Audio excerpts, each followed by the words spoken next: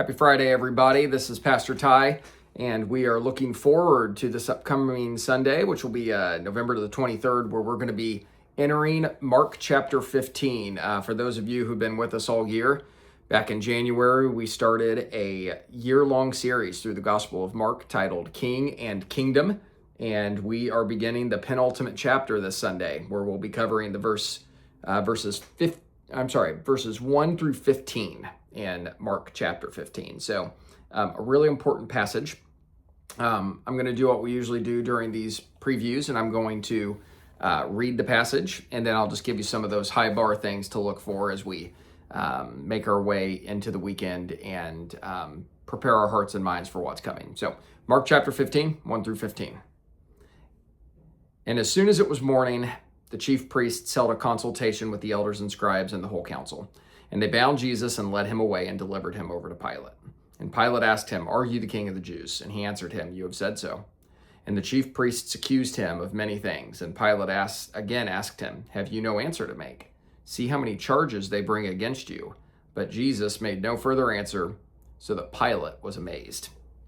Now at the feast he used to release for them one prisoner for whom they asked. And among the rebels in prison who had committed murder in the insurrection, there was a man called Barabbas. And the crowd came up and began to ask Pilate to do as he usually did for them. And he answered them, saying, "Do you want me to release for you the king of the Jews?" For he perceived that it was out of envy that the chief priest had delivered him up. But the chief priest stirred up the crowd to have him release for them Barabbas instead. And Pilate again said to them, "Then what shall I do with the man you call the king of the Jews?" And they cried out again, "Crucify him." And Pilate said to them, "Why? What evil has he done?" But they shouted all the more, "Crucify him." So Pilate, wishing to satisfy the crowd, released for them Barabbas, and having scourged Jesus, he delivered him to be crucified. Okay, so lots to get into there. What we'll probably do on Sunday is break this into thirds. The first third being this initial meeting between the chief priests, Pilate, and Jesus, where after what has happened in the wee hours of the morning, the sun rises and the council officially gathers, since we talked last week about how this unsanctioned event occurred, and they bring formal charges to Pilate regarding Christ. And so we're going to want to get into to all of that. Who is Pilate? Why is he acting the way that he is acting towards Jesus and the council? So that's kind of the first thing. The second thing we're going to do is we're going to talk about the release of Barabbas and what was going on there, what it is that would have put Barabbas in Roman captivity to begin with, and why the crowd asking for him carries so much historical and symbolic value and merit. So we're going to hang there for a bit, talking about who Barabbas was historically, who he is symbolically and typologically for us. Barabbas is a character who, you think about like the Oscars, where you give Best Supporting Actor to somebody, and the idea there is that they're not the star, but when they're in the scenes, they're unforgettable. That they just bring gravitas, and that's what Barabbas is, both typologically and historically. He's a key figure, though his role to play is small. And then the third part is post-release of Barabbas, this insistence that Jesus be crucified, and why that's so significant. And so getting into sort of the Roman way of punishment and execution.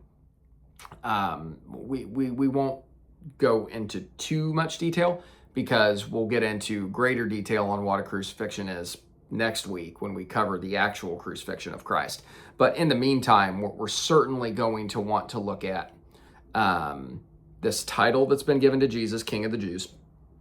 We're going to want to look at this call for crucifixion, and we're going to want to look into Pilate's hesitance, and finally this scourging that Jesus would have received, and again, why that is so significant. So this is a significant passage. We got a lot going on here. We have further details in the way that the chief priests and the council are operating. We have the emergence in the narrative of Pilate. We have the emergence in the narrative of Barabbas, who, as soon as he's there, he's gone, but he packs a punch. This is not the last we will hear of Pilate, but it's the main portion of what we'll hear from Pilate. And so we'll have to do the necessary work of giving really good detail and backstory as to who the person of Pilate is, why he's significant, who the person of Barabbas is, why he's significant, how those two individuals intersected in history, and how Jesus entering into that narrative would have played, obviously, a significant role. So lots to cover. But then again, going into historical context, going into peeling back all these historical layers and getting into the good exegesis of the text, that's all really important. But the event of the sermon is in the application. It's in the recognizing how this transcends relevance beyond its immediate and into our lives. And so that will be a lot of what hasn't been discussed yet on this video is how do we apply this to our lives? How do we take what we've read today and recognize ourselves in the text, and how does it shape us profoundly and change us? That's ultimately what the sermon ought to do. The gospel speaks and moves in such a way, and certainly that's what we want to see happen as a result of what happens on Sunday. And then, of course, the last thing I would mention just very briefly is I want us to make very careful note of the fact that once more, something is happening to Jesus that he said would happen. So this is something he foresaw. This is something he shared with others would happen. And again, we're just going to have to give that appreciation formally to this, once again, Jesus being right about what was to come. And also recognizing that if it first happened to Jesus, it's also going to happen to the apostles, and it can happen to us as well. And just holding the right sobriety and the right sensitivity to that reality. And knowing that there are Christians around the world who this text speaks to even more poignantly than it does to us. So lots to cover. We could go in so many different directions. We'll want to honor the text as best we can in the time that the sermon allows for. And I will be very thankful on the Sunday prior to Thanksgiving to spend it with so many of you and do the beautiful fellowship that we call church together. So between now and then, I hope you have a wonderful weekend. God bless you. And we'll get into Mark chapter 15, 1 through 15 soon enough. See you soon.